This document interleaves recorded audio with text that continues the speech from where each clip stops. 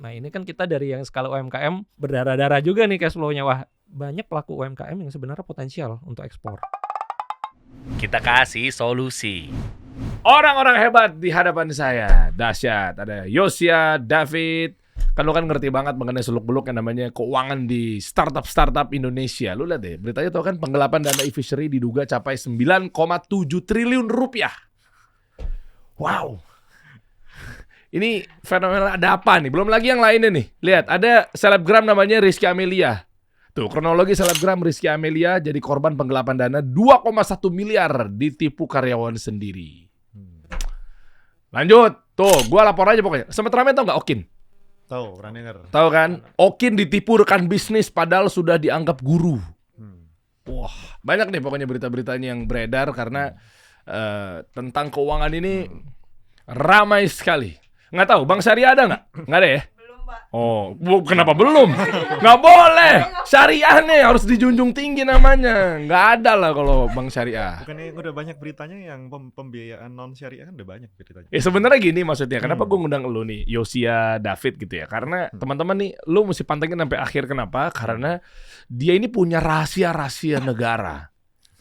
Bukan sih, maksudnya lebih tepatnya rahasia-rahasia keuangan-keuangan perusahaan-perusahaan besar, ya kan?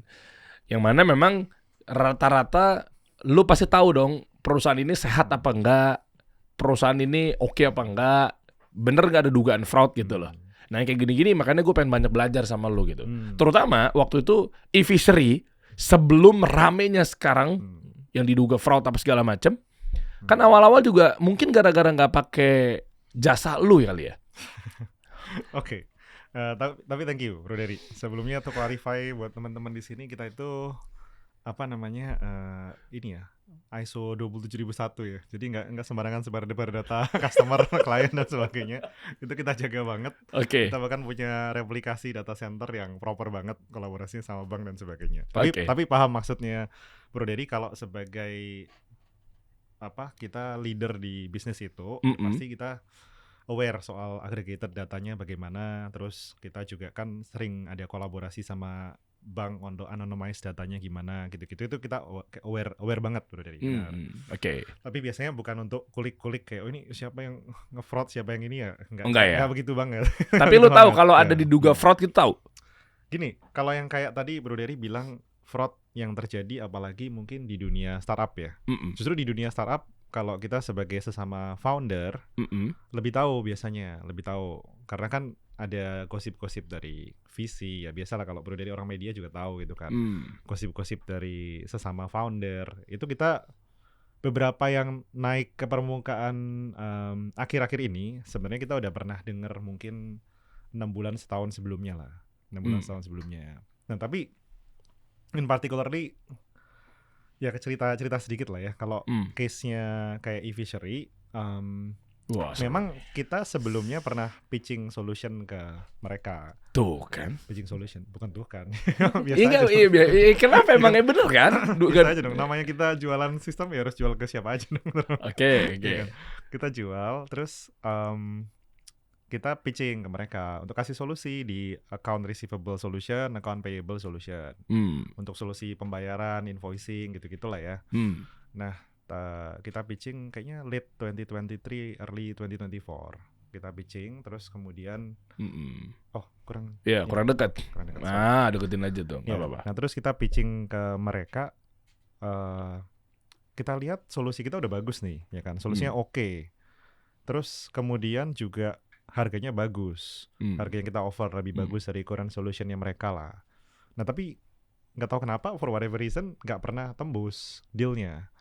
Kita nggak dapet tuh e-fishery. Iya. Wah, ini ada waktu pisau itu bermata dua nih. Oke. Sempat udah ngomel kan ke tim kita, ini kok kalian mungkin pitchingnya kurang bener nih atau bagaimana nih dan sebagainya. Tapi saya tahu timnya bagus, bahkan kita udah sering menangin project kayak Pelataran Group, terus kemudian kayak Catur Sentosa ya, Mitra 10, terus kemudian Kopi Kenangan dan lain-lain kan big brand semua nih. Coba sebutin dulu deh bentar nih biar teman-teman profiling sebentar nih ya. Ini Yosia sama David nih bukan orang sembarangan loh teman-teman. Oke lanjut. Terus siapa lagi? Brand-brand ternamanya siapa lagi? Ya salah satunya ini juga ada Kapok Fiber nih. Kapok Fiber. Terus ada juga kayak Kopinako, terus juga Titik Temu gitu ya. Jadi baik SMB yang cukup growing dan potensial, termasuk juga yang large enterprise kayak tadi JNT Cargo juga pakai kita, top logistic company kan di Indonesia. Wow. Jadi banyak nih sebenarnya yang udah pakai kita kan. Nah, timnya pun juga tim yang sama dong yang nge-pitch ke situ. Solusi kita harusnya solid lah. Kita tahu bisa end to end. Dan sebenarnya timnya eFishery pun notice, oh ini bagus, oke solusinya. Udah pitchingnya udah tahap tengah ke akhir gitu loh. Tapi Cuman kayaknya nggak pernah tembus-tembus aja gitu loh. Oh, nggak pernah tembus? Oh, nggak pernah tembus. Nggak pernah tembus ya? Nggak pernah. Untuk pakai Untuk ya layanan Oke, lo lah, betul. solusi lo lah. Ya waktu itu sih mereka sebenarnya to be fair bilangnya lagi timnya lagi sibuk ngurusin audit gitu kan, lagi sibuk ngurusin audit, tapi audit mulu gitu. Oke. Waktu itu lu sempat penawarannya, cacetannya ada bukti semua bahwa lu sempat komunikasi sama eFishery. Tim kita ada. Ada? Tim kita ada. Nawarin lah ya. Ya oke lah, pitching, janjian, ketemuan gitu untuk membantu Benar. mereka jadi lebih mudah untuk invoicing, betul. ya laporan keuangan disusun apa Karena segala macam. kita lihat lagian mereka bisnisnya B2B kan. Nah, kalau B2B paper itu fokus ke B2B company sebenarnya. B2B ke customer-nya ataupun B2B ke supplier-nya. Nah, kalaupun customer kita itu bukan B2B banget, misalnya retail kayak kopi tadi ya, kopi Titik Temu, kopi Kenangan, kita handle-nya yang sisi ke supplier-nya, Bro Dery. Untuk Jadi invoice-nya? Untuk apa? Terima ke PO ke supplier, terima invoice dari supplier, bayar ke supplier gitu. Oh, diatur semua tuh ya? Kan bisnis ketemu bisnis lah pokoknya. Iya, gitu. iya, oke, paham. Tapi bentar, agak keluar dikit ya. Kenapa mereka nggak handle sendiri ya? Pakai orang finance atau accounting yang di perusahaan mereka ya? Oh, mereka handle, tapi biasanya kan pakai sistem-sistemnya manual. Oh, Jadi iya. pakai Excel atau apa gitu-gitu. Nah, itu yang kita bantu untuk automate. Oke. Gue kayak mencium aroma-aroma nih. Aroma betul. Ketika eFishery misalnya contoh. Aroma- Sekali lagi gue disclaimer, enggak bukan. Gue disclaimer. Ini di sini nggak boleh fitnah ya. Oke, Di sini oke. nggak boleh fitnah. Di sini nggak ada Siap. maksud justifikasi apa segala macam. Ini contoh lah. Ya kebetulan namanya eFishery. Ini contoh juga yang lain lah misalnya. Ada suatu brand atau mungkin ya eFishery rame apa segala macam kan, lu juga udah sentuhan sama dia kan. Makanya gue coba kerucutin di situ, bro. Siap. Begitu coba lo masuk, sini kita bantu. Kan ada dua mata pisau nih. Yang pertama, dia bisa nolak lo karena memang dia udah punya, udah bisa handle lah. Terserah mau internal apa eksternalnya mereka. Atau yang kedua memang dia nggak mau karena takutnya mencium aroma-aroma. Nah, maksud gue, kok nggak bisa masuk gitu lah. Nah ini maksud lo apa kira-kira? Gini, Bro Dery, to be fair, betul, kita nggak boleh seuzon juga ya, to be Iya. fair. Mereka memang punya sistem, betul. Punya sistem ya, ERP punya sistem. Tapi kita itu udah biasa integrate sama ERP sistem. Tapi bener yang Bro Dery bilang, bisa aja orang Indonesia kan sopan nolaknya, misalnya bilang kayak, oh ya gue sibuk audit, sibuk apa segala macam. Itu benar, bisa jadi satu. Oke. Tapi kedua, kalau kita ngelihat timing dan sebagainya, memang benar, memang kayaknya mereka sibuk audit kan. Kalau kita juga lihat laporannya yang sekarang muncul di media ya, around that period. Cuman auditnya itu ya berkepanjangan dan sebagainya. Tapi memang benar kalau mereka pakai sistem kayak paper, itu akan jadinya banyak hal lebih transparan, memang betul. Nah, Saling terkoneksi sama bank, Supplier, sama sama pembayaran. banyak pihak ya. Ya, langsung invoicingnya semuanya kan clear. Justru kita ada, Bro Dery, buat menghilangkan internal maupun eksternal fraud lah sebenarnya. Jadi pasti increase transparansi itu pasti nanyain. Dan memang mungkin akan membuat hal-hal tertentu jadi susah dilakukan kalau memang transparansi meningkat ya. Tapi memang kita akan meningkatkan transparansi itu pasti betul sih. tapi lo tahu nggak? Bentar, eFishery lagi ya. Lo tahu nggak dia pakai apa gitu? Third party-nya atau? Pernah tahu sih ERP-nya mereka. Pernah tahu? Ada ERP-nya. Lo kenal? ERP-nya sama yang disebut di media itu, betul. Oh, oke. ERP-nya perlu disebut merek. Sebut aja. Gue juga agak lupa sih, sorry. ERP-nya kalau nggak salah mereka kalau nggak pakai Oracle NetSuite pakai Odoo deh kalau nggak salah. Oke. Yeah. Dua nama itu kan sebenarnya juga bukan grup dia lah. Kalau Bukan. mau aneh-aneh kan maksudnya kan ini kan bukan internalnya dia gitu ya. Oh, tapi ini good point. Mungkin sekalian share di sini kali ya.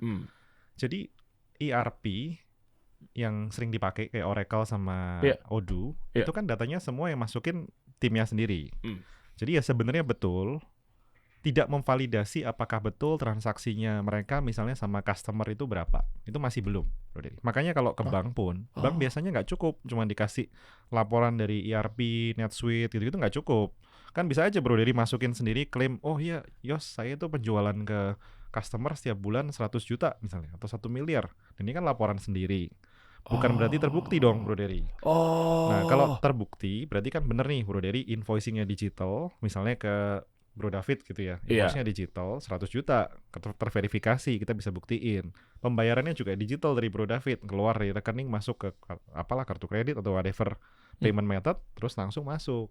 Nah masuk semuanya terbukti, verified, dua-duanya pasti pembayaran beneran. Nah ini yang kita sebenarnya di paper lakukan. Nah kalau di laporan doang masih belum sampai ke situ. Oke. Dan lu bisa lebih dari itu maksudnya? Betul, bisa. Oh, papernya lebih dari itu? Betul, bisa digital payment, digital invoicing, terus bisa cocokin datanya cocok, makanya kita buka akses ke perbankan. Gitu, biar financial access. Oke.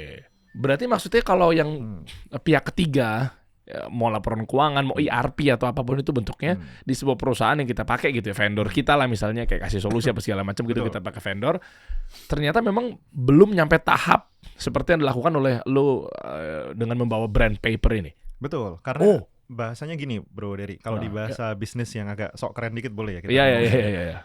Biasanya itu makanya sering lihat ada namanya audit company kan, Iya. yang kayak PwC, kayak EY dan sebagainya. Nah itu mereka ngapain Bro Dery? Mencocokkan laporan tadi yang dari Oracle dan kawan-kawan itu bener apa enggak. Nah mereka kadang-kadang nih sampling, calling customernya, bener nggak sih company A ini jual segini, jual segitu, gitu kan. Nah itu juga di bank namanya trade checking kalau bank yang melakukan. Kalau audit ya audit firm yang melakukan. Nah tapi biasanya itu satu-satu tuh mahal ngeceknya, mesti nelponin, ngecek, datang fisik dan sebagainya. Berarti kerja 2 kali dong ya kalau kayak gitu ya? Nah karena nggak terkoneksi, pembayarannya dan sebagainya nggak terkoneksi, jadi kan susah dibuktiin kan. Kalau Bro Dery cuman klaim, bisa aja klaim-klaim ya, mungkin kayak kasus penipuan tadi juga ada hubungannya sama laporan keuangan ya, bukan cuma di e-fishery.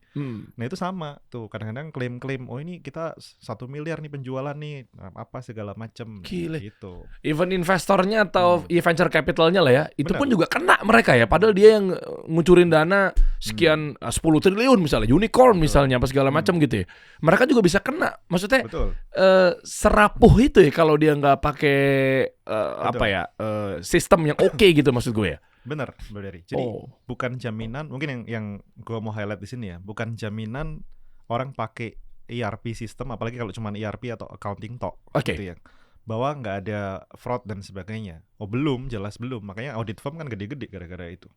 Kenapa orang bela-belain bayar EY segala macam, ngapain ya, ngecekin tadi itu lah. Gila, berarti 2 kali ya. Validasi data. Iya. Ya udah dia pakai PwC ya ERP sistem lah. Satu ya kan digandingkan sama sebuah brand ERP gitu ya. Yang memang bantu dia Dari situ kan ternyata belum tuntas. Gue tadi mikirnya tuh ERP itu udah ada set ya semua gitu loh. Iya kan segalanya gitu.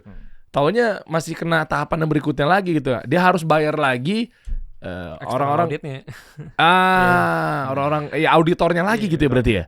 Berarti kan misalnya dia mau IPO, dia mau apa segala macam, dia mau coba eskalasi, dia mau coba ini itu apa segala macamnya, dia harus mungkin di hire financial projection, orang yang ngerjain begituan gitu kan. Abis itu dia ya apalah audit lagi apa segala macamnya, uangnya jadi keluar berkali-kali ya. Makanya e-fishery nggak pakai paper sih. Asik. Masuk. Berarti kalau gue pikir-pikir ternyata paper ini memudahkan kita, mengajak kita untuk hijrah dari cara konvensional ke cara yang lebih digital gitu kali ya. Betul, David. Kliennya juga gede-gede banget. David, berarti kalau lihat dari kasus-kasus yang seperti ini, Bro, kira-kira apa yang kenapa jadi bisa ditambah gitu kayak sistemnya? Maksud gue gini, kan ERP sistem, ya kan tinggal nambah aja. Ya maksudnya sesimpel, gue juga bukan orang IT, gue juga bukan orang software engineer gitu. Tapi maksud gue, ya tinggal tambah aja kan semua orang bisa melakukan hal yang sama gitu. Tapi kenapa paper bisa handle itu, bisa tackle itu gitu loh maksud gue. Ya kalau dari sebagai salah satu user paper kan sekarang udah growing banget ya. Kalau dari pengalaman pribadi sebelum pakai paper pun saya udah pakai accounting software lain juga. Nah itu kan sebenarnya sama kan. Itu kan cuman lebih kita transaksi apapun baru di input gitu. Jadi misal saya punya admin saya nginputin tuh transaksinya apa aja nih gitu.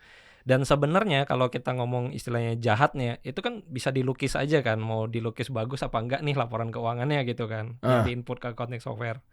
karena dia nggak terkoneksi ke payment tadi gitu loh. Transaksinya nggak terkoneksi. Benar-benar cuman saya transaksi dulu, nanti ini tolong diinput ya gitu notanya kan. Nah, input ini pun kan sebenarnya bisa ada fraud kan. Ada human error, ada fraud gitu kan. Nah, itu bisa sering terjadi, dan kalau niat jahatnya ada pun ya tadi bisa dilukis gitu laporan keuangan. Wah, dahsyat. Nah, kalau di paper sebenarnya ketika kita pay in, pay out itu apa sih? Itu kayak pay in itu kita kayak nerbitin penjualan. Saya mau nagih Bro Dery nih gitu. Iya, terima pembayaran. Jadi saya jualan ke Bro Dery.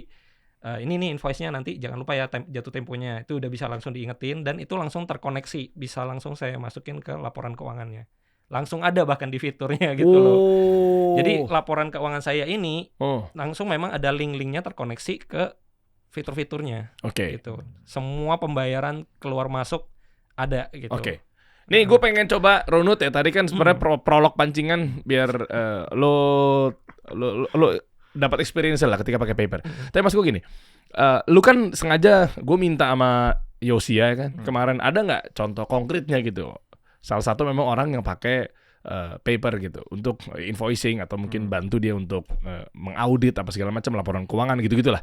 Makanya gue nggak mau dia cuma ngomong sendirian. Gue bilang nggak bisa. Lo no saksi, no praktisi, hoax gue bilang gitu. Kalau kecap sendiri paling mahal lah gitu. Oh iya, kecap nomor 1 bos. Nggak ada ceritanya. Nah maksud gue, lu kan sekarang pakai paper. Tapi maksud gue boleh nggak lu mundur dikit bentar ketika lu bisnis gitu ya, lu jalanin usaha.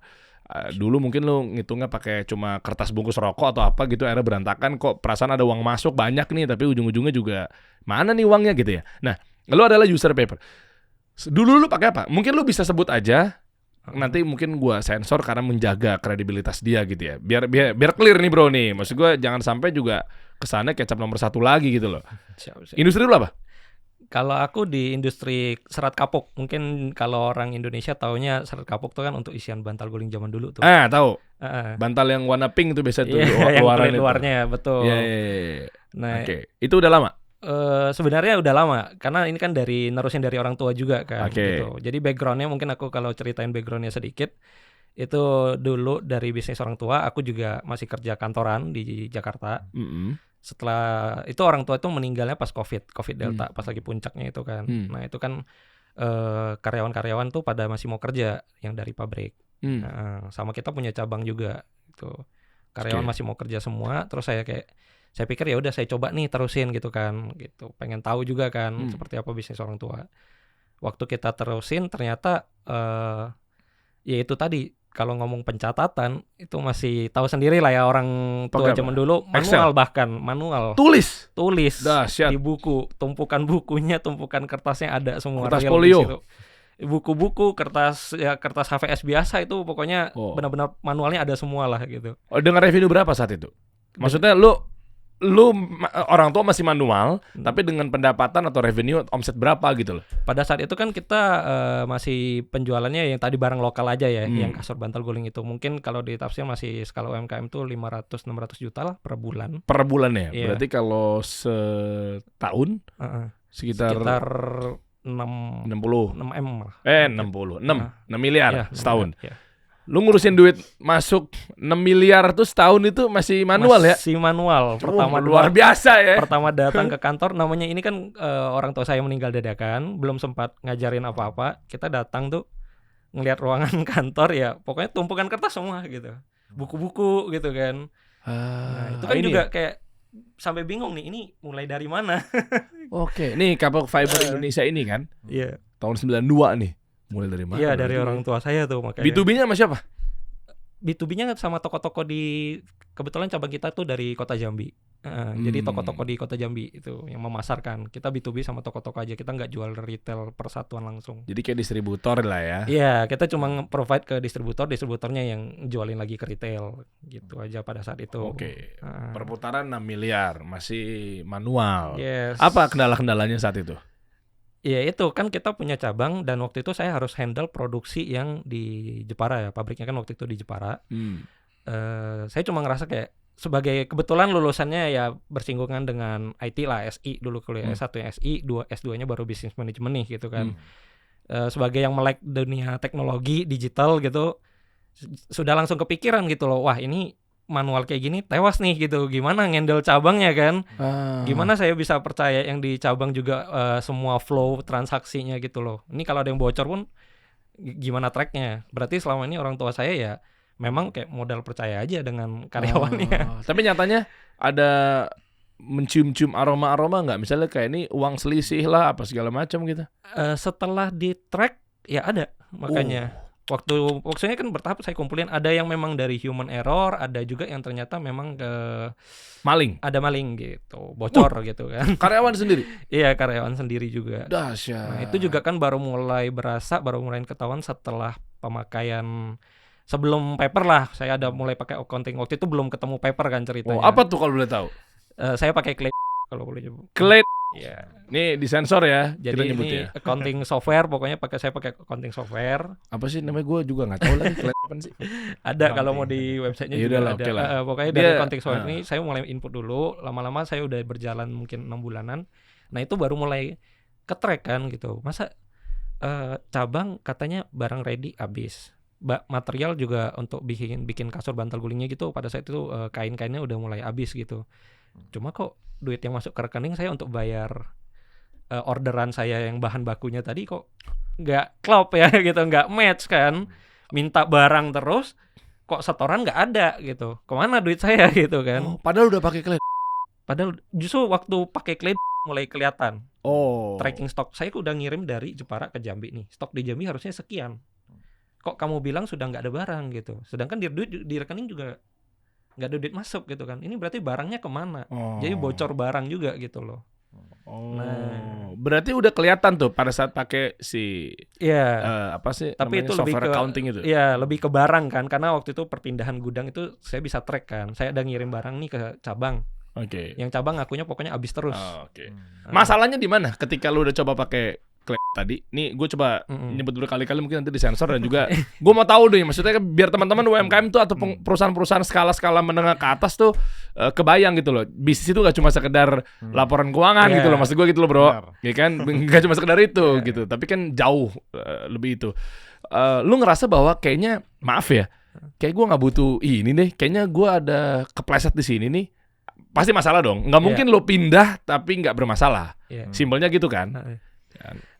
Itu gimana? Mungkin itu lebih ke yang tadi ya, lebih ke payment juga kan gitu. Pertama dari stok sebenarnya udah dari Clay udah notice. Cuma ya itu kita mikir ini kan dari Clay sebenarnya cuman kayak input manual transaksi yang ada. Nggak nge-link dengan transaksi itu tadi juga gitu loh, dari beli jual. Jadi saya nggak tahu ini beneran duit masuk itu saya jualan barang cabang ditransfer nggak sama toko sebenarnya. Itu kan yang nggak kelihatan kan di Clay.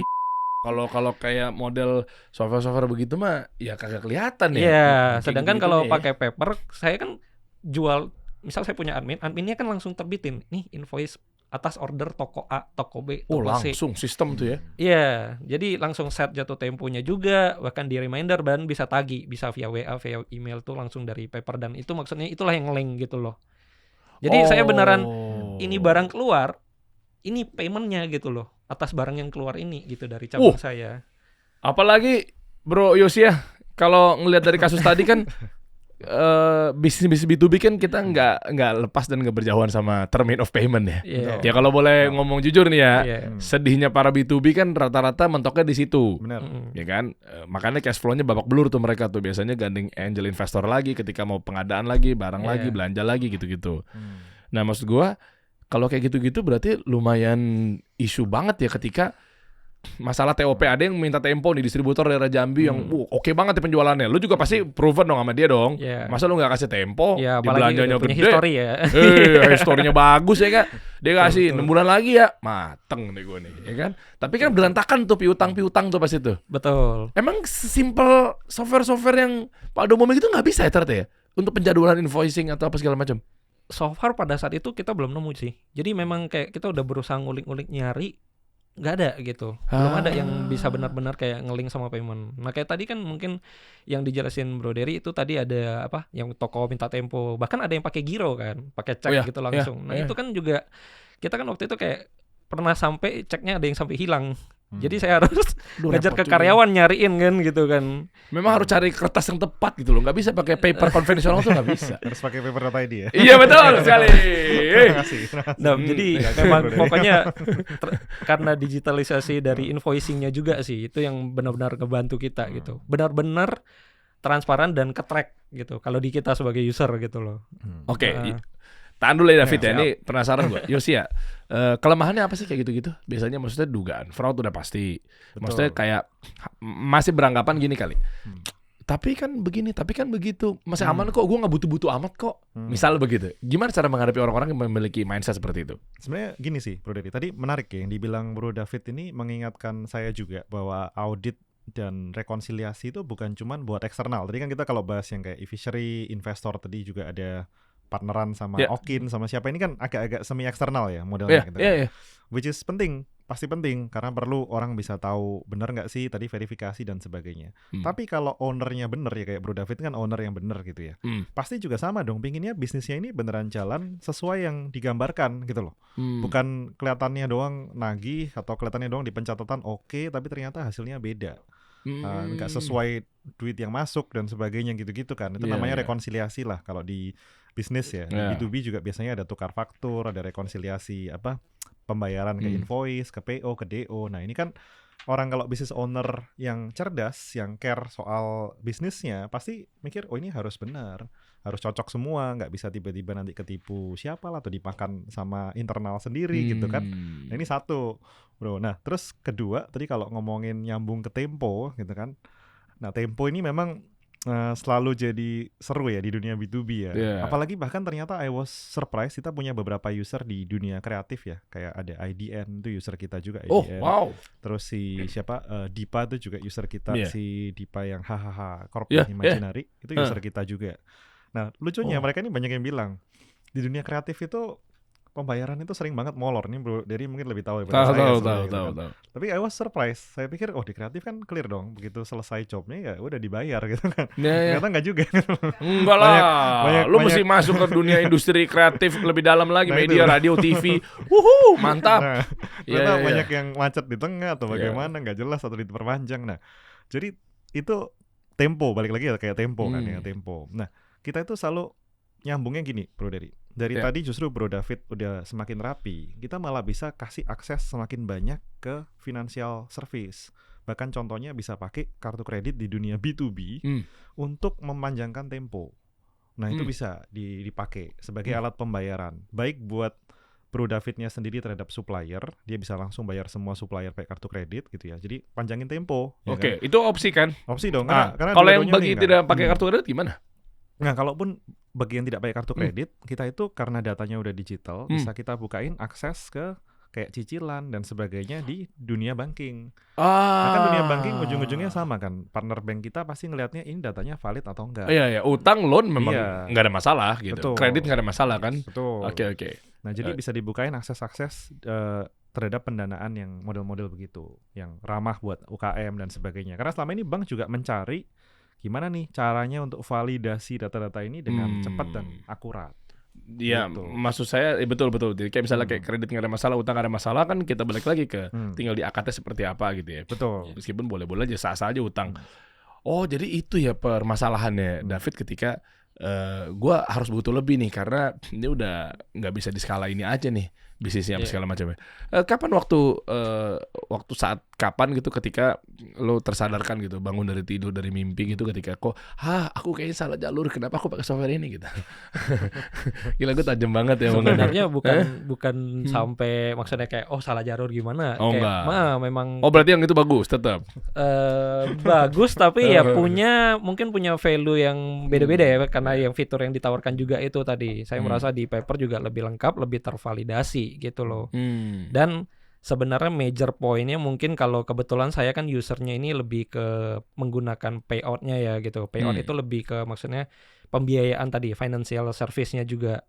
Jadi waktu saya ngembangin bisnis saya ini kan saya sempat ngobrol sama teman saya juga, sempat ditanyain tuh, ini kalau cuman kapuk di lokal kamu ngelihat ke depannya seperti apa gitu. Lihat saya 5 tahun ke depan lagi gitu kan.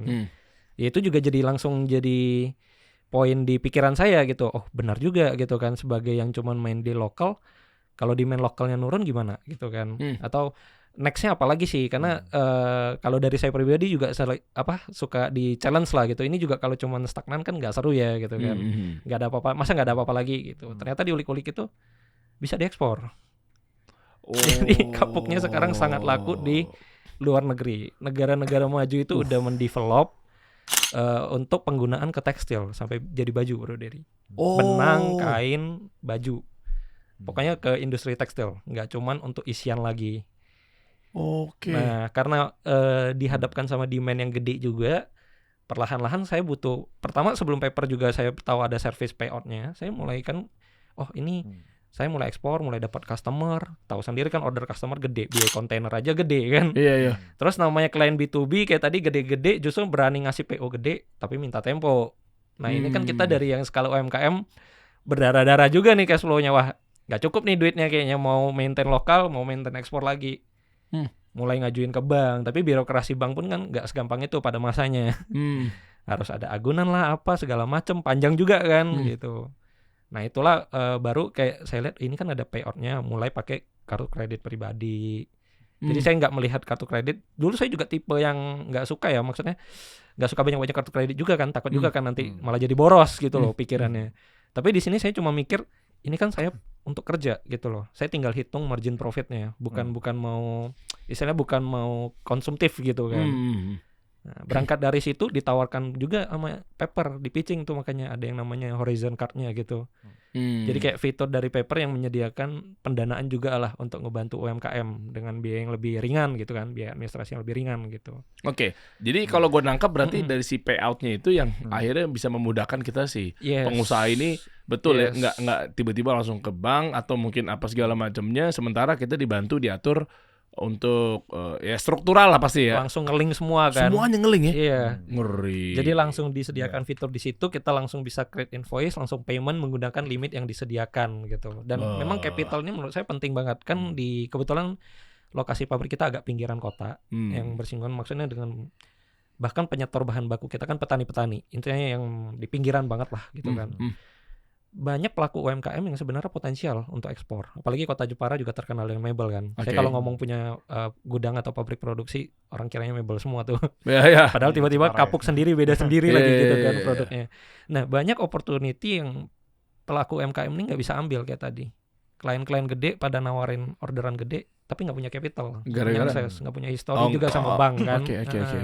Enggak, maksudnya korelasinya antara capital, dia nggak punya uang, nggak punya capital, iya udah gitu. Tapi korelasinya dengan paper.id ini, maksudnya kenapa? Ada peluang apa? Maksudnya kalau UMKM ini pakai paper.id, maksudnya ada terbantukan. Kalau gue boleh coba tebak nih, maksudnya dia jadinya bisa proyeksi atau bisa membaca prospektus atau apalah bentuknya lah. Karena memang detail sekali tuh mengenai uang masuk uang keluarnya gitu, atau seperti apa gini? Iya, satu karena saya juga udah pakai dari lokal dulu. Kita punya track record kan, kayak portfolio jadinya. Ini loh transaksi saya, yang which is paper sendiri bisa ngecek gitu. Transparan kan, saya bukan bisnis tipu-tipu nih gitu, bukan yang kayak aneh-aneh atau yang gimana gitu. Paper bisa mengecek sendiri semua invoicing saya di situ gitu. Data kamu bisa sebenarnya bisa cek sendiri. Track recordnya seperti apa gitu, transaksi saya seperti apa, apakah beneran growing, kemana gitu kan, beneran ke supplier nggak, beneran ke klien nggak, jualan ke siapa aja gitu. Jadi ada ilmu baru atau ada strategi baru ketika kita mau pitching sama B2B, nggak melulu dengan pitch deck-nya tuh isinya tuh marketing, growth, berapa user yang udah kita akuisisi, berapa jumlah marketnya masih seksi, potensi market leader misalnya apa segala macam. Tapi dari sisi keuangan juga bisa ternyata ya. Justru historical itu ya. Kalau nggak ada data angkanya gimana meyakinkannya? Kan gampangnya juga gitu, kayak kita mau nyari investor nih gitu. Nah itu kalau nggak ada angkanya berarti kan kayak jualan janji aja semua sebetulnya kan. Wah, kayak siapa tuh kalau boleh tahu? Gak, itu kan biar nggak jualan janji aja nih. Investor kan jualan, investor kan akan nanya pasti angkanya mana gitu kalau boleh tahu gitu. Ada nggak ininya, transaksinya gitu. Ada kok, udah aku manipulatif gitu kan. Nah apalagi kalau nggak terlink kan, nota tulis tangan tetap di inputnya bisa dilukis. Nah tadi itu. Akhirnya sekarang kalau di paper susah bro, karena semua datanya itu tadi digital paymentnya pun semua digital. dan itu semua kelihatan semua. Kelihatan Jadi kalau dilukis-lukis susah. Oh, pantesan dia nggak mau ambil kali ya? Nggak mau ambil. Sorry. Nggak, soalnya waktu itu kenapa dia nggak mau ngambil? Lu kan takutnya mungkin kebuka banget gitu loh. Dia nggak tahu lah siapa lah pengusaha daerah Honduras lah, Honduras. Mungkin. Iya. Jadi artinya paper.id ini bukan sekedar solusi untuk semua bisnis, tapi ini adalah solusi bisnis cerdas berarti ya? Benar. Jadi kalau bisnis lo pengen kelihatan cerdas, maju apa segala macamnya, bahkan ownernya juga jangan sembarangan nih pilih apa ya? Pilih sahabat, software lah, partner lah. Iya. Ngeri. Soalnya nambahin dikit bro. Di Indonesia itu ironisnya banyak owner SMB ya, mungkin masih bahasanya kayak Bro David ini kan sebenarnya pemikirannya maju, mikir ekspor bagus gitu kan. Tapi sering kehalang di cash flow tadi. Di cash flow gara-gara belum dapat akses lah dari teman-teman banking dan sebagainya. Bahkan juga sering dibayar telat sama customernya gitu-gitu kan ya. Orang di Indonesia aja kebanyakan SME itu dibayarnya 40-50% invoice-nya telat biasanya, dibayar telat. Terus kemudian based on data rata-rata dibayar telatnya itu 72 hari. 72 hari. Itu kan 2,5 bulan ya, almost 2,5 salary cycle. Aduh, gaji harus masih bayar kan ke orang dan sebagainya. Nah, in fact, koko saya pun mengalamin waktu dulu saya berbaik hati nawarin dia klien baru, dia bahkan nolak saya, dia bilang, kan kita orang Surabaya, dia bilang, moh itu nggak mau gitu ya. Kok niku lapo? Iya, kok mau dikasih customer baru nggak mau gitu kan, moh gitu. Kita bingung dong. Nah dia bilang, bukan apa Yos, bukan kita nggak bisa serve customernya, truk ada, barang gula ada gitu ya. Tapi masalahnya nggak kuat kasih temponya ke mereka. Nah ini yang kita lihat problem gitu loh. Tragis kan, mau nambah customer aja nggak bisa karena gitu doang. Tapi gini bro, kalau nggak kuat ngasih tempo, maksud gue kan ini kan isunya isu yang di luar dari software nih. Betul. Maksud gue itu isunya uang. Maksudnya apa poinnya ketika hubungannya dengan lu tetap kuat secara kapital, secara cash flow positif, itu maksud gue. Soalnya kan isunya kan kapital nih. Nah, mungkin gue belum nyampe ke sana nih. Gimana menurut mungkin bayangannya Bro Dery harusnya Bro Yosia ini bikin aja yang langsung kasih duit ke ini ya, kayak banyak yang tutup barusan. Ya maksudnya sekalian aja kasih layanan apa namanya securities crowdfunding misalnya, atau mungkin peer-to-peer lending gitu, apa lending gitu maksud gua, atau apa gimana? Tapi gini, to be fair sebenarnya kita partneran juga sih sama teman-teman lending peer-to-peer juga sama bank dan kawan-kawan kan. Kita partneran semua lah sama teman-teman. Cuman tesis kita beda. Nah serunya, bener tadi yang Bro Dery tanya ini, serunya sebenarnya kenapa UKM ini kebanyakan nggak dapat akses ke funding atau financing.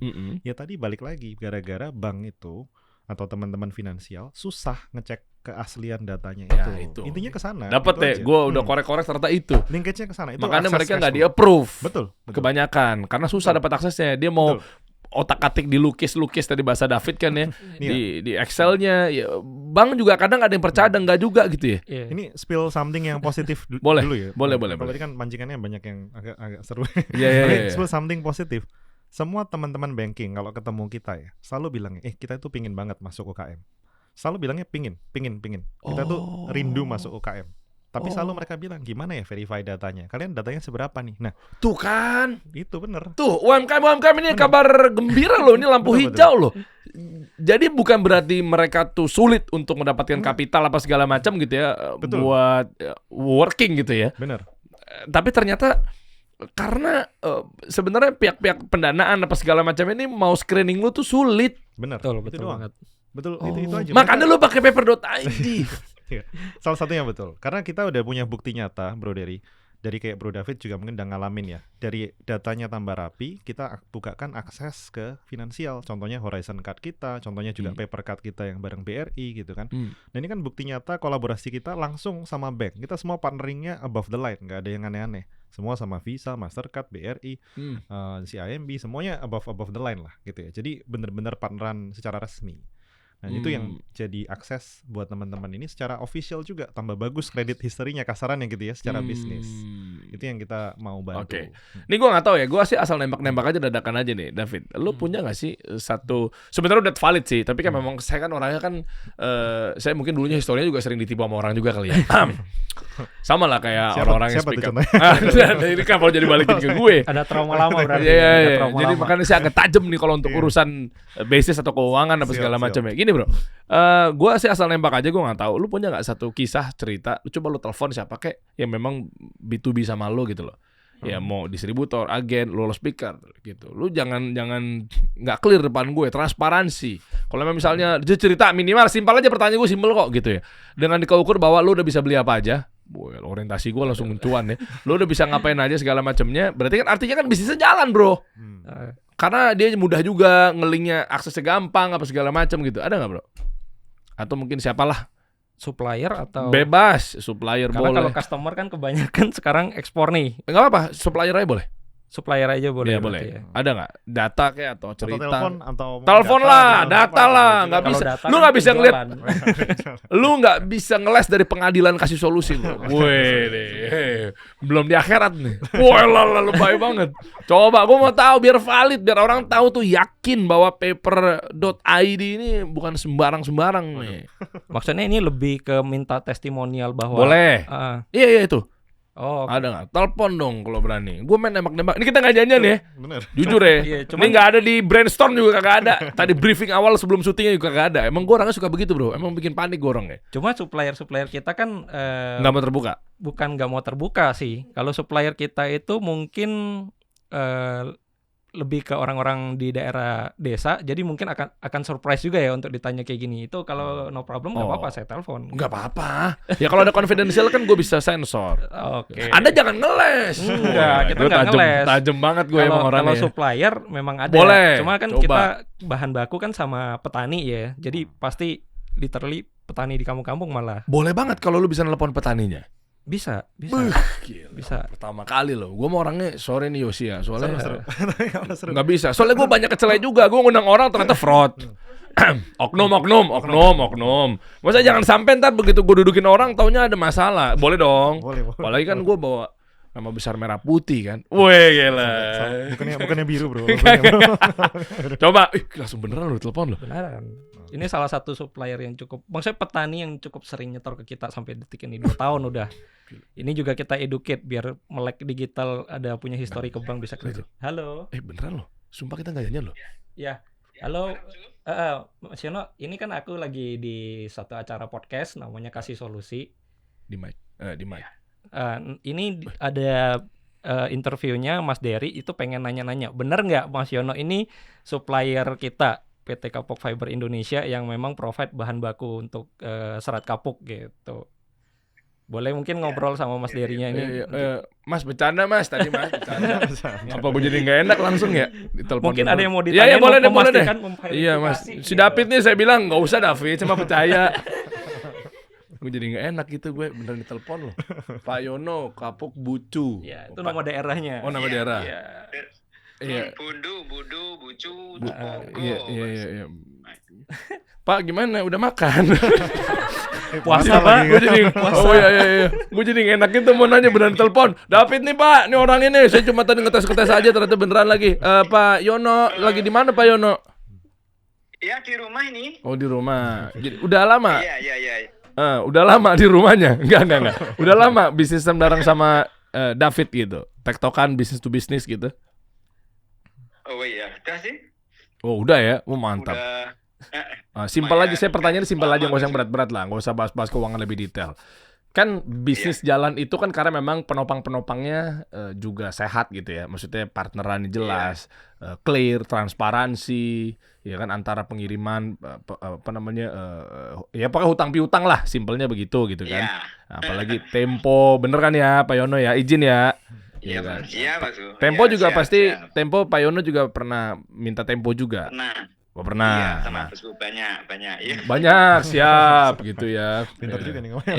Gitu. Memang beneran. Doyan ngutang juga Pak Yono berarti ya. Nah, iya. Nah, Bukan ngutang, permodalan. permodalan. Bagus boleh aja ngutang kan buat arus kas jadi lebih sehat kan, dia juga menghidupi keluarga dan juga masyarakat yang dia pekerjakan kan. Sebenarnya bagus, ekonomi jadi berputar. Iya, yang beli buat perdagangan kapuk itu. Oh, oke. Nah, gimana caranya tahu gitu? Maksudnya simpel dulu aja sih, bahwa ini Iya. rapi, semuanya jelas, clear gitu ya. Semua ada di link kebuka semua ya. Ya. Biasanya kalau dari supplier mungkin Pakai apa? dapat notif kan. Oh, notif. Iya. Ada notifikasi kan Iya, berarti kan? udah ditransfer gitu. Heeh. Udah masuk ke supplier. Udah gampang tuh semuanya di situ ya. Berarti supplier pakai paper juga nggak sih? Nggak harus. Nggak harus ya? Nggak harus. Oke. Tapi terima notifnya biasa dari Iya. paper. Terima notifnya ya. Oke. Kalau saya udah bayar, kan barang udah di store ke gudang. Kalau Iya. saya udah bayar, dia terima notif. Coba cerita masalah terima notif gimana? Kan akhirnya jadi nyaman banget ya dengan koordinasi yang lebih rapih gini. Iya, setiap harinya sudah cair gitu, udah clear semuanya. Baru dan ini rencananya mau perpanjangan lagi, minta modal sama bosku. Wow, sama lu berarti ya? Kok lu berani ngasih? Karena memang tercatat rapi semua ya di paper.id. Jadi lu nggak perlu takut untuk di term of payment kan sama supplier ya berarti ya? Iya David ya, coba lu cerita dikit. Kalau dari kita ke supplier kan juga supplier kan kita ada credibility yang dicek juga lah. Ini memang sudah terbukti nyetor ke kita terus juga gitu. Kita ada pantau, ada QC-nya juga gitu. Oh, berarti itu kelihatan semua di paper? Iya. Wow, pantesan dia berani untuk ngasih tempo ya. Simpelnya singkat cerita deh. Pak Yono berarti dengan kemudahan-kemudahan yang terjadi, simpel dengan tolak ukurnya bahwa bisnisnya jalan apa segala macamnya. Nah, ini kita ukurnya kalau pertanyaan saya simpelnya begini. Udah bisa beli apa aja Pak Yono sekarang Pak Yono? Ya itu beli mobil buat angkutan, terus ya buat operasional, Rumah Pak Yono? buat beli rumah sama gudangnya. Rumah beli, rumah. Iya, rumah gudang itu tempat penampungan kapuk itu dari bos itu. Berapa? Renovasi gudang. Renovasi gudang. Berapa waktu itu habisnya untuk beli rumah renovasi gudang gitu? Ya paling cuman sekitar 150 jutaan lah. Wow. Udah enak deh berarti ya. Ya maksudnya kan Sama mobil operasional, mobil kalau diesel itu cuma tuh ya, lihat. yes, hampir 200 jutaan. 200 juta. Santai ya kayak 150 juta, 200 juta gitu ya. Karena Iya, ini bantuan dari bos besar, bosku. bos besar Bapak David Coverfield. Iya. Iya, keren ya. Enggak, maksudnya kan gini, saya lagi ngecek bahwa ternyata lu pun nggak takut untuk ngeterminin lah, ngetempoin karena lu udah terbantukan sama paper. Kalau misalnya nggak ada paper kan berarti kan bakal berantakan tuh maksud gue. Karena lu agak gimana cara verifikasinya, gimana cara nge-track uang yang keluar apa segala macamnya gitu ya. Betul. Link semua tuh ke bank apa segala macam. Mau nambahin David? Karena kan nerbitin ke supplier juga kita langsung masih ingat kan, oh ini kita udah pernah kasih permodalan 20 juta, 50 juta. Iya. Sebelumnya nggak kelihatan begitu-begitu ya? Sering miss kan, maksudnya nggak terlinknya itu loh, balik lagi kayak invoice-nya nggak kelink Plus beneran. aksesnya Iya. juga ya David ya. Jadi Ini bisa- beneran nggak nih yang di-input sesuai nggak? Sedangkan kalau di paper kan nerbitin invoice-nya aja dari situ gitu. Mahal. Itu yang dibutuhin tuh sebenarnya. Iya. tuh. Jadi Jadi mau invoice tempo-tempo. sama input data tuh nggak terpisah gitu loh. Memang sudah nge-link gitu. Oh, paham. Tapi biasanya ya Bro Dery, kita itu memang almost kayak mak comblangnya juga nih. Bisa bikin teman-teman user kita, termasuk supplier-suppliernya itu sama-sama happy, win-win. Soalnya Davidnya bisa bayar molor, suppliernya tetap terima duitnya aman. Berarti terakhir nextnya mau buat pembiayaan apa lagi ke depan? Mau pengembangan apa lagi, Pak Yono? Ya, ini tak kembangkan buat memperbesar kapuk yang akan datang ini bosku. Wah, keren. Jadi lebih Yang dahsyat. dulu yang kemarin seandainya dapat 66.000 karung, sekarang kita usahakan bisa sampai 8.000 sampai 10.000 karung. Wow, dahsyat. Sehat ini mah bisnisnya nih, mantep. Siap Pak Yono. Sukses selalu Pak Yono ya. Oke. Nanti kabarin Ya, kalau udah nyampe 8.000 kita update-update lagi ya. Enak nih emang. Siap. Ada yang mau? Ya, ini tergantung sama bosku, ini sudah sampai jalan sama-sama. Oh siap, aman. Bos David udah kita pegang, tenang aja. Dia bisa kayak begini karena dia ada paper.id, tenang aja. Kalau dia lepas dari paper, puyeng juga Pak Yono mau ngempanin lu mah Pak. Iya. Pembiayanya oke, Siap. nyaman, Siap. cepat dipergunakan. Mantap kalau gitu. Ya udah, nanti kita Mantap bosku ya. kabar-kabar lagi ya Pak Yono ya. Siap. Oke, terima kasih. Yuk sama-sama, mari Pak Yono. Assalamualaikum warahmatullahi wabarakatuh. Wah keren, real ini loh. Kita nggak setting, jadi aman karena pengusaha berani ngasih tempo karena jelas terlink dan lain sebagainya. Lu nggak mau sekalian telepon Sohib lu Bro Dipa Bro? User kita di kapan-kapan hari itu dari 2 Oh tahun. iya, bener ya. Jadi ajang salam-salam ya nih podcast ya lama-lama ya. Nanti kita coba ini lagi apa namanya bahas lagi Tapi lebih kenal detail. kan, bener kan? Sama Bro Dipa kenal kan? Di Pak HH kan? Iya. Iya kenal lah. Ari Kriting ya. Ari Kriting termasuk. Iya, telemanajemen ya kan? Betul, Kenal betul, dah, betul. Dipa gue kenal. Dipa, Ari Kriting. Siapa namanya? Yang pakai kacamata? Cewek, rambut pendek, stand up. Oh ini Eci, siapa? yang aduh siapa sih? Resti. Siapa sih Iya namanya? lupa inget juga. Iya kan? Itu kan satu manajemen semua tuh. Benar. Imaginary sama HHH Corp. Kita Ya, user kan. kita juga dari Iya, 2 tahun lalu. 3 Ardit tahun lalu. Erwanda ya. Benar. Iya kan? Mereka tuh ada di situ Sama tuh. Aco, Muharli Aco. Iya, Aco. Kita tahu kenal. Dipa kenal dulu dari zaman gue di radio gitu ya. Gitu. Nanti coba gue buktikan nanti gue ke Dipa. Iya, nggak apa-apa. Go Saya ahead, emang kan? orangnya Silakan. clear, soalnya banyak kecelek juga saya. Coba kita sekarang bahas data lebih lanjut terkait masih pembahasan mengenai alangkah indahnya ketika pengusaha-pengusaha ini berkolaborasi dengan paper.id. Coba mungkin bisa dijelaskan ini mengenai di sini ada banyak nama-nama PT, nama-nama CV dan lain sebagainya. Nah, ini data atau mungkin laporan ya, summary ya. Ya, ini sebenarnya data ekspor tahun 2024 untuk kapuk fiber aja kebetulan yang di search gitu kan. Itu dari Tendata. Tendata itu dia kayak platform dari Cina yang bisa ngecek data ekspor Indonesia. Dia pakai data dari inputan pemberitahuan ekspor barang PEB yang punya bea cukai. Nah, jadi ini data ekspornya itu dulu kita di 2024 itu masih ranking 6 ya di antara sesama pemain kapuk. Ya, itu maksudnya dari awal kita ekspor juga kita belum terlalu dapat akses pendanaan. Sekarang udah bisa begini ya. Iya. Begitu. Ini data ekspornya bahwa di tahun 2024 sepanjang tahun 2024 itu kita masih di ranking 6 ya kalau nggak salah itu. Dan kita market share-nya cuma di 6% kalau nggak salah. Iya. Ini 2000 berapa sih tadi datanya? 2024. Tahun 2024. Ya, selama 12 bulan. Full. Tahun lalu. Iya. Terus? Dan penjualan mungkin kalau dilihat itu di sekitar 300 ribuan USD untuk ekspor aja di luar lokal lah ya. Pokoknya ini data ekspor aja. Jadi bener-bener lu data untuk yang revenue stream yang buat ekspor doang. Iya, yang ini. Dia cuma bisa ngecek ekspor produk dari Indonesia gitu. Bisa produk apapun sebetulnya, cuman kebetulan data yang ditampilkan adalah data untuk kapok gitu.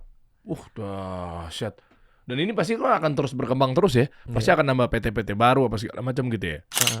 Dan ini kan kalau di kapok kan kita dari juara 6 itu di tahun 2025 sebenarnya kita udah berhasil jadi nomor 1 sih based on sales gitu. Baru walaupun 2025-nya kita baru pakai data 2 bulan gitu loh. Data Januari dan Februari. Karena kan kok udah bisa nomor 1 sih? Itu karena kita begitu dapat akses pendanaan, mulai menggunakan revenue stream dari Paper ID itu, kita dapat Paper Horizon akses itu kan. Banyak opportunity atau PO yang bisa kita terima, klien-klien gede yang bisa kita terima gitu. Jadi kita tuh problemnya adalah kalau ketika menyentuh ekspor, ketika masuk ke tekstil juga, klien yang masuk itu kan nggak bisa yang maksudnya receh-receh ordernya, istilahnya 100 kilo, 200 kilo, udah nggak kayak gitu. Dia bilang kita butuh 150 ton selesai dalam 2 bulan dia bilang. Nah itu ngejar produksinya aja kan udah. Jadi kuantitinya aja dari awal gede. Mungkin nilai 150 ton itu bisa dikatakan sekitar 220 ribuan USD. Nah itu kan kalau UMKM yang masih belum punya modalnya gimana mau nggak kuat. Gimana mau ngambil PO-nya gitu. Nggak kuat. Yes. Jadi memang akses permodalan itu di kita makanya kita berasa banget gitu loh. Ini maksudnya kita mau nampilin kayak saya kasih lihat juga bukti realnya kan katanya di sini nggak ada yang tipu-tipu. Nggak ada di sini nggak ada bro.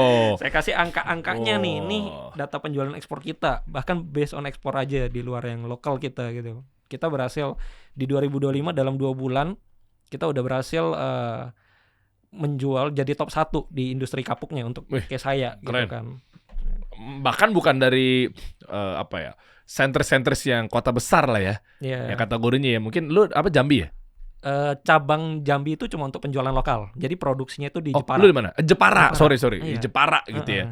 Gua nggak tahu sih maksudnya untuk industri kapuk kan memang udah jauh di luar industri yang biasa gua geluti gitu ya. Tapi betul. biasanya industri kapuk kan gua nggak tahu kalau Jepara itu apakah first city atau second city gitu ya terkait dalam hal ini. Tapi intinya adalah perusahaan maju itu memang tolak ukurnya dari kita tahu angka-angka yang beredar di laporan keuangan atau mungkin invoice ini kemana gitu. Mungkin kalau gue boleh pinjam istilah matriks keuangan kan ada profit, loss, surplus, defisit gitu.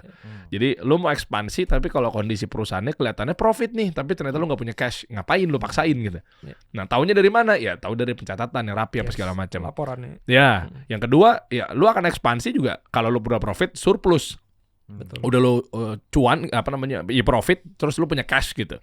Makanya ada istilah arus cash jadi sehat gitu. Nah, silakan ekspansi. Taunya dari mana? Balik lagi ya dari pencatatan yang rapi juga. Betul. Ngeling Jadi sana dari sini, laporan gitu ya. itu kan kita baru bisa lihat oke ada profit sekian dan kita mau ngapain strategi ke depannya itu kan memang ditentukan dari situ. Kalau kita aja nggak punya angkanya kan nanti saya ekspansi terus tiba-tiba ganggu cash flow gimana gitu kan, atau belum untung udah beli ini itu aja nih gitu kan, mesin apa memang walaupun penting tapi kan kita perlu tahu juga operasional keganggu nggak gitu loh, cash flow keganggu nggak. Iya, meskipun kita punya cash tapi nggak sembarangan. Iya. Keukuran dari situ ya. Iya. Dari Jadi kan situ. ada angka penjualan, benar-benar lihat laporannya juga, ada profitnya segini. Oh, kita berarti bisa beli mesin ini dulu nih gitu. Kita bisa ini dulu nih gitu. Ngapainnya itu kan strateginya baru ketahuan setelah ngelihat angka di laporan juga gitu. Di mana laporan tadi, di mana? Di paper. Laporan keuangannya. Besok gue boleh izin nggak bro ke Dusdik Capil gitu ya buat ngeganti nama akta gue Deriansa Paper Azari. Woi, Siap, boleh. solusi pebisnis cerdas memang nih kayak begini-begini ya. Memang Ngeri. kita boleh tandem nanti kasih solusinya paper. Wah, ya Dong. pas lah. Lu jangan meremehkan. Ini channel penopang ekonomi negara loh. Wah.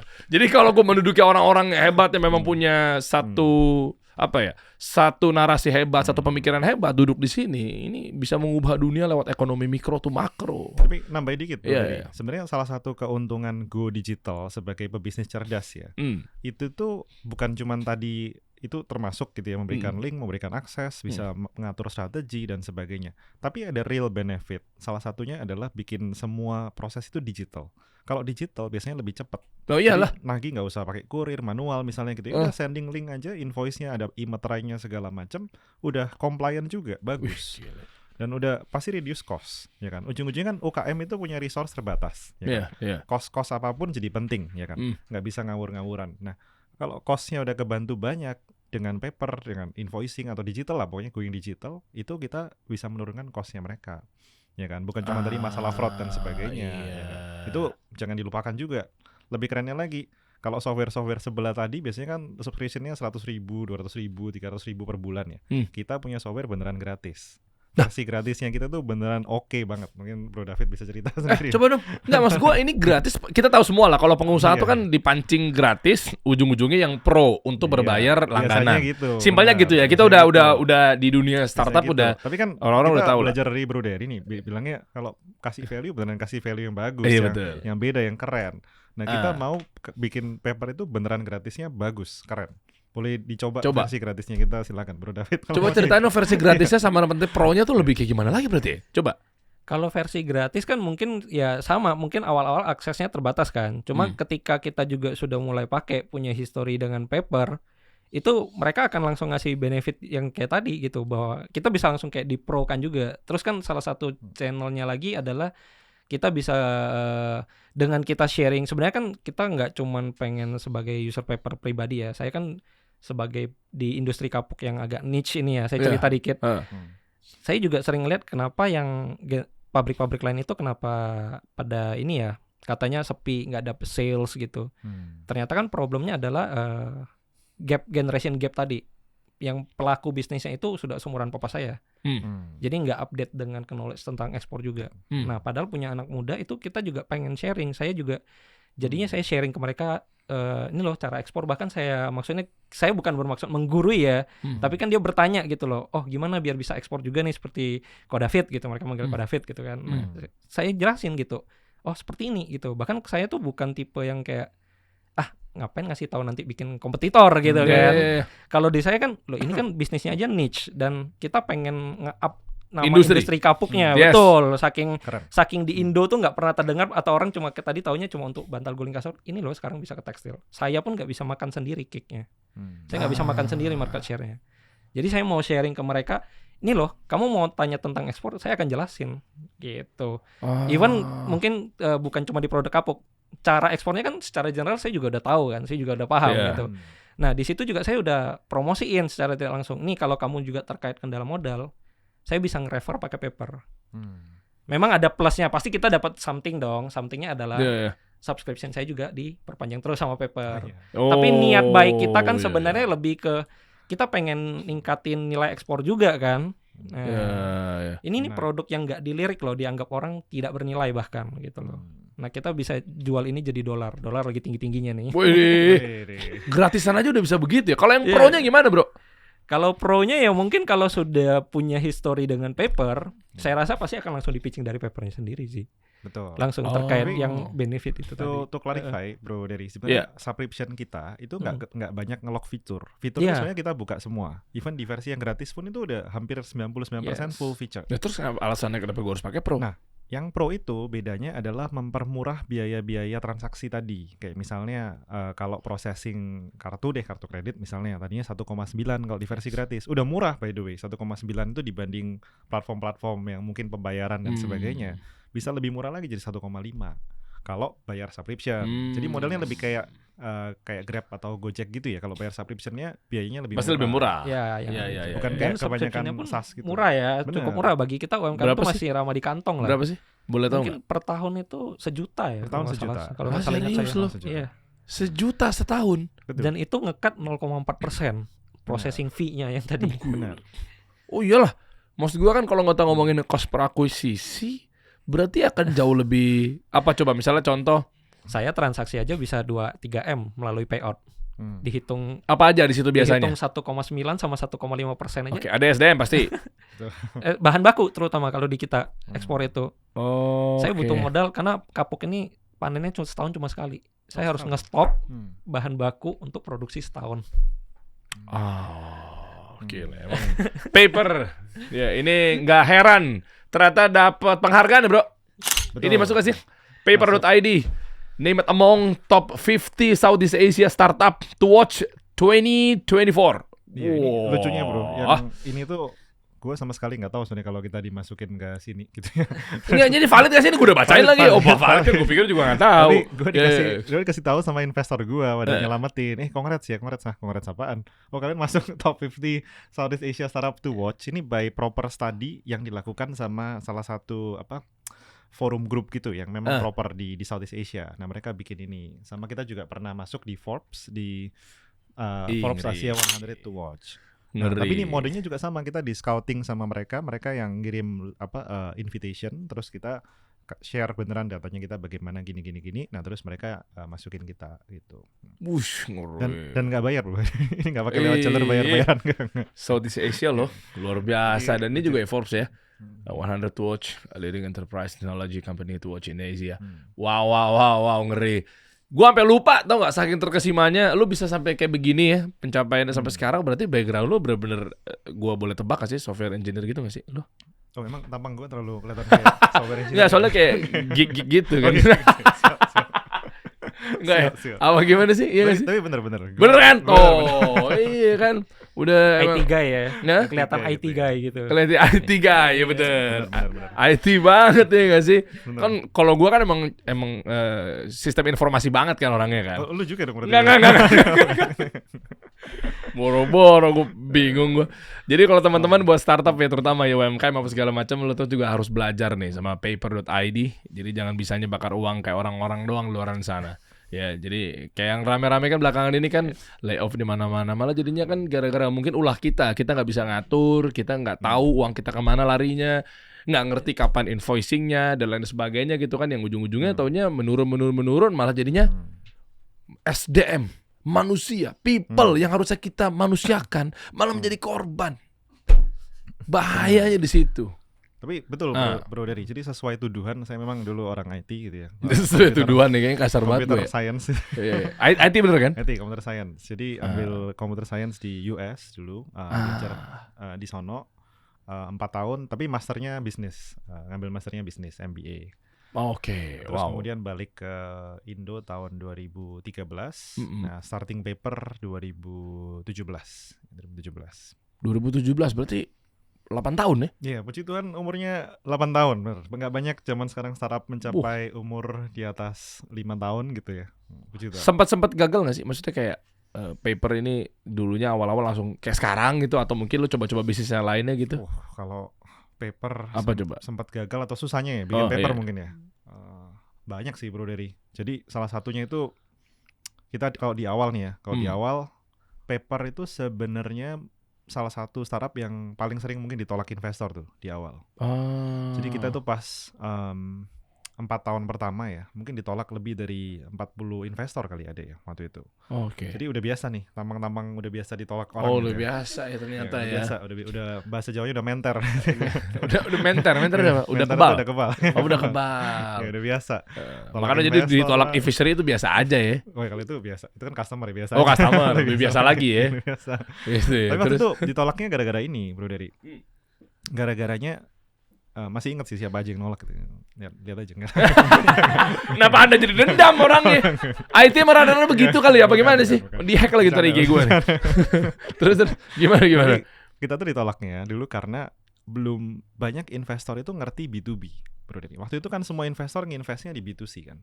Investnya kayak di Tokopedia, oke. Gojek dan sebagainya. Kita salah satu pionir memang yang pertama bikin B2B payment, B2B invoicing di Indonesia. Bahkan mungkin boleh dibilang keawalan ya kan bikinnya.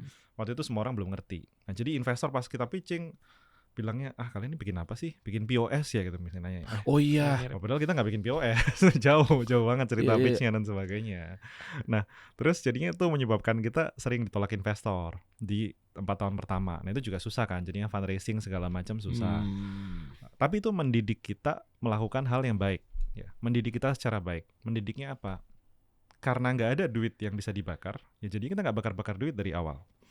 Jadi benar-benar mindsetnya profit and loss, bootstrapping. Iya, tapi itu sekarang agak happy ngomong gitu ya. Dulu sih setengah mati ya. Susah. Iya, Karena nggak ada duit.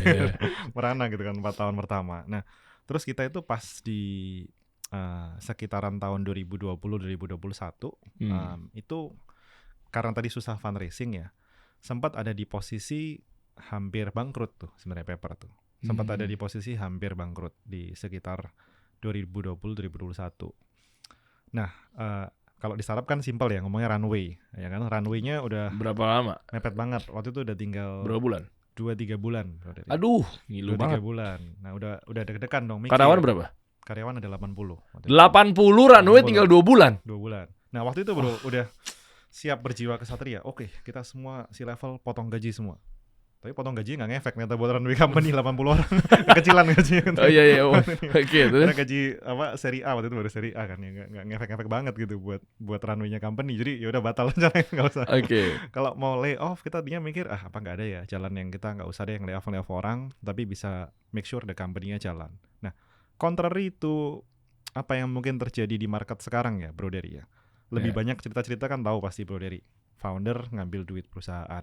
Yang lebih banyak tuh ya cerita gitu ya. Tahu. Atau mungkin sekalian nge-fraud lah atau bagaimana. Waduh. Waktu itu saya sama co-founder akhirnya mikir, udah deh kita buat nyelamatin company, cari cara aset pribadinya kita coba masukin ke company malah. Kita malah taruh duit lagi di company sebagai founders. Keputusannya unik juga ya. Sekarang kita pengen nyelamatin company-nya lah. Oke. Intinya gitu. Nah waktu itu keputusannya nggak gampang memang waktu itu ya. Posisinya company runway sedikit, duit ya kita taruh pasti 90% bisa hilang. Ya kan. Nah waktu itu co-founder saya duluan, si Jeremy. Dia minta ke papinya gitu kan untuk bantu support. Jadi masukin dana. Nah waktu itu perpanjang tuh runway kita jadi sekitar 6 tambah 5 bulanan lagi lah kalau nggak salah ya. Nah, 5 bulan udah lumayan ya, jumlahnya miliaran pasti yang dimasukin. Terus kemudian udah tuh mendekati 5 bulan mau habis, masih belum dapat investor lagi nih. Hah? Nah, jadi runway-nya udah tinggal 2 bulan lagi waktu itu. Wah, saya tahu dong, ini udah giliran saya nih harus gantian. Namanya founder itu harus begitu ya, harus saling bantu gitu. Tapi saya waktu itu mau minta papi saya adanya di surga udah gitu. Jadi nggak bisa minta. Nggak bisa, langsung, itu nggak iya. bisa. Anda Jadi, jangan dark jokes gitu, nggak bisa. Masa mau dipanggil lagi? Oh iya nggak bisa ya. Iya. Nah jadi waktu itu, tapi memang papi saya udah meninggal di 2013. Jadi waktu itu saya mikir dong apa yang bisa dilakukan ya. Nah akhirnya saya diskusi sama istri, gue diskusi tuh sama istri tuh ngobrol. Waktu itu kita cuman punya ada satu aset peninggalan terakhir dari papi saya buat saya pribadi lah. Ya itu. Dia sebelum meninggal dia sempat beliin saya 1 rumah. Rumah yang harusnya nantinya saya tinggal nih sama anak saya 2. Tapi kita mikir, ya udahlah kalau memang jalannya Tuhan begitu, kita pede, confident bisa coba push company-nya supaya jalan paper ini. Ya udah deh, kita decide, saya sama istri waktu itu sama-sama, oke, kita jual. Kita jual satu-satunya aset yang di tangan kita waktu itu, kita masukin ke company, nambah runway ya 6-7 bulan lagi. Mirip-mirip nih kayaknya nih. Nah, puji Tuhannya tuh Bro Dery, yang 7 bulan yang terakhir ini kita akhirnya dapat fundraising funding di tahun 2022. Oh, langsung masuk angka berapa? Angkanya tahu. Saya minta jawaban bukan cengar-cengir. Mendekati 10 juta US lah. 10 juta US dollar. Setara dengan sekitar 160 sampai 170 miliar. Betul. Itu dipimpin oleh Argor Capital waktu itu. Oh, venture capitalnya. Ya, yang dulu bekas Gojek punya investment. 170 miliar. Enak tuh kalau bawa kabur tuh. Enak kalau bawa kabur. Ya. Kan ramenya begitu. Startup founder kan enak kabur aja nih gitu ya kan. Kalau waktu itu dibawa kabur berarti nggak ada saya dong. Oh iya benar. Saya kan berarti pengguna dari venture capitalnya juga. Atau mungkin ikut ke audit juga ya. Gitu. Apakah Anda pernah ada pencucian uang gitu kan, jadi panjang lagi tuh ceritanya. Apalagi aku barusan relate banget juga sama Bro Yosia. Sama persis waktu baru take over yang kapok fiber. Kan orang tua meninggal juga kan. Oh sama. iya. Terus di saat saya datang dengan, maksudnya saya lihat catatan manual, oke, beli bahan baku mungkin let's say pada saat itu 2.500 per kilo, let's say gitu kan. Waktu saya baru mulai masuk kok harga startingnya udah 3.000, makin naik 3,5. Kenapa? Itu juga saya baru tahu mungkin 1 tahun belakangan ini. Ternyata waktu Covid 2021 kan Covid tuh. Semua ekspor itu sempat tertahan kan. Nggak boleh pengiriman apa segala macam. Oke. Begitu dibuka, boom, semua pengen order. Semua butuh barang.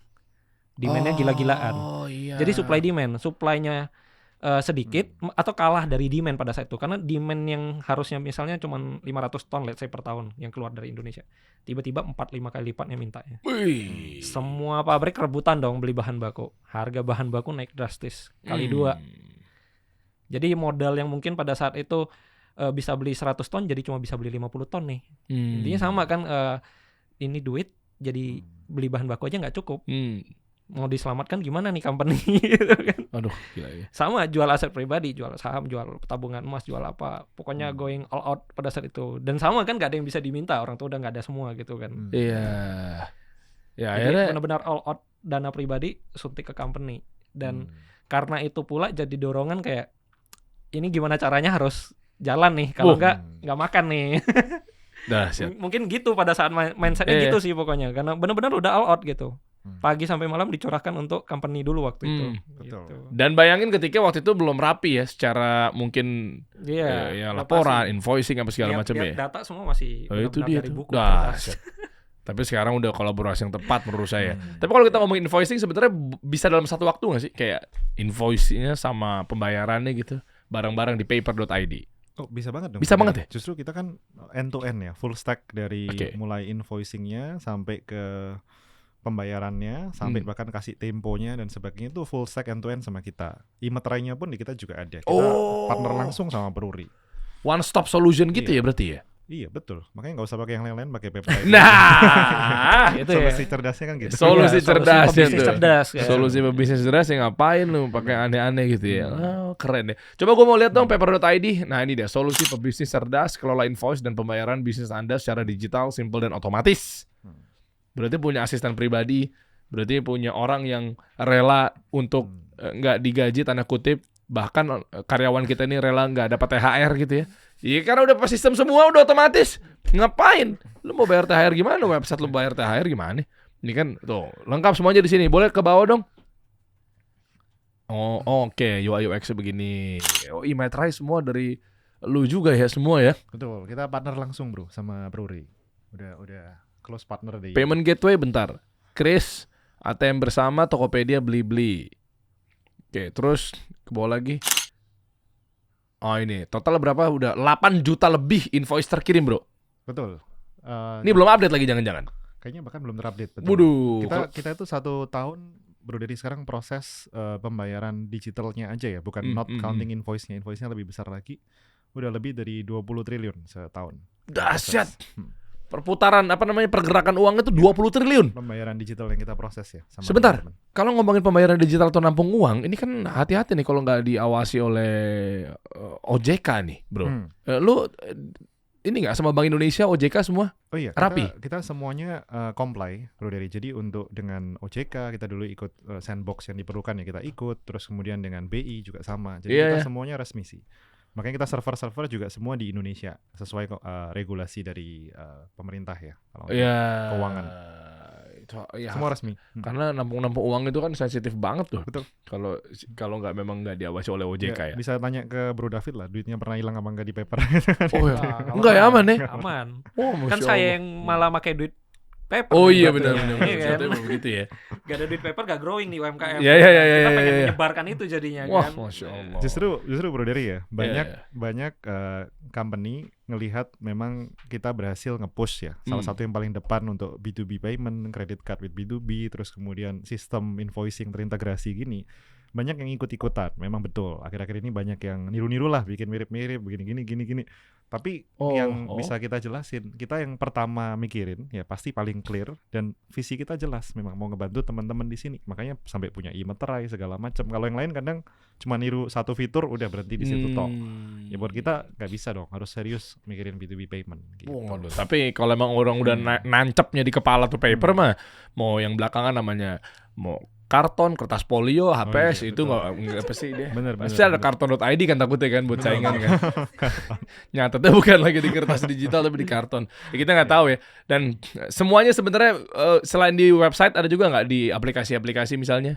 Kayak App Store atau Play Store gitu. Jadi kita sekarang udah ada di semua platform, Bro Dery, termasuk di mobile, di web, terus ada di iOS, ada di Android juga. Nah, tapi waktu kita bikinnya pelan-pelan. Tadinya mulai dari web dulu. Kenapa web? Karena kebanyakan orang B2B itu pasti melakukannya di web. Biasanya kan kalau doing admin stuff itu lebih enak pakai laptop lah. Device gitu laptop ya. Bener. Tapi kemudian kita karena demand dari customer, kita selalu follow pebisnis cerdas kita ini suka kasih input juga nih bagus-bagus ke kita. Nah kita mulai bikin Android. Waktu itu sih udah diminta dua-duanya, tapi karena waktu itu zaman lagi nggak ada duit gitu ya, jadi cuma bisa pilih salah satu. Salah satu ya pilihnya Android dulu. Nah setelah itu baru iOS kita rilis kayaknya 1,5-2 tahun lalu deh, yang versi iOS. Udah enak semuanya berarti. Gitu. David pakai apa device-nya? Aplikasi kah atau website? Kalau lagi standby depan laptop pakai website, tapi kalau tinggal approve transaksi ngejalanin transaksinya dari HP. Oh, approve semua di kan situ. Kerjaannya mobile ya, punya cabang, terus pabrik, kadang acara, ketemu klien juga banyak kan landingnya di Jakarta. Jadi biasa dibantu input dari sana, saya tinggal mau jalanin approval. mana. Iya, approval. Wah, keren. Detailnya teman-teman tinggal buka aja paper.id atau kalau lewat apps berarti paper aja ketika ya. Iya, masuk. Ya, pastikan logonya karena memang namanya kan generic, jangan sampai salah teman-teman ya. Atau mungkin di Instagram Paper Indonesia. Nah, tuh semua ada di sini detailnya nih. Lengkap. Oh, termasuk tuh lu support juga tadi ya. Acara bisnis yang agak lain tuh. Oh iya, kita bikin bareng sama user kita. Jadi kita kolaborasi sama Dipa untuk bikin acara bareng tuh. Ada yang ngundang Ari Kriting. Jadi kita bikin stand up comedy for B2B bisnis. Seru banget. Kan di bisnis banyak keabsurdan yang aneh-aneh gitu kan. Betul. Oke, detailnya semuanya bisa lu tinggal download aja apa segala macamnya buat teman-teman yang menjadi atau ingin menjadi pebisnis cerdas. Ya. Saran saya langsung aja klik aja di deskripsi, kita bantu ya. Di bawah atau mungkin cek aja di caption. Nih, ada juga di sini ya. Di mana? Di QR. Ya, ada. Oh, ada ininya, QR-nya ya. Nah, cek aja di sini. Detailnya kita bantu lah. Bro, thank you bro ya. Siap. Thank you. Yosia sama-sama nih IT guy from America. Dari Indo dong. Oh, Indo ya. Kan belajar di sono maksudnya. David, thank you ya, David ya. Thank you. Nanti coba kabar-kabarin lagi kapok apa segala. Salam buat Pak Yono tadi ya. Siap. Ya kan? Disampaikan pasti. Iya, kayak dia hidupnya enak banget dari tadi tuh. Iya kan, santai jam-jam segini. Biasa kalau di kampung memang kayak gitu, mereka santai. Jepara ya? Slow living kan kalau kata zaman sekarang. Iya. Tapi itu partly efek paper tuh. Soalnya jadinya dua-duanya happy. Davidnya ya happy, Mas Yononya happy. Memang suppliernya happy. solusi emang paper Iya nih. sih. Thank you ya. Kita kasih solusi.